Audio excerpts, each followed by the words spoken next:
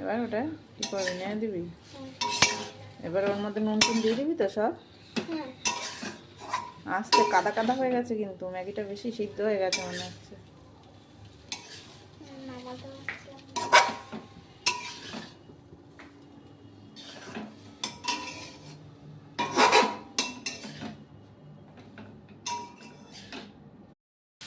হয়ে গেছে ম্যাগি?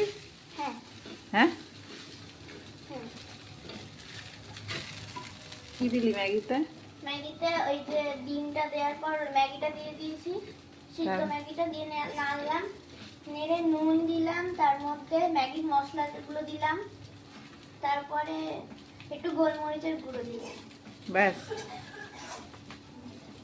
দেখি কেমন খেতে লাগে।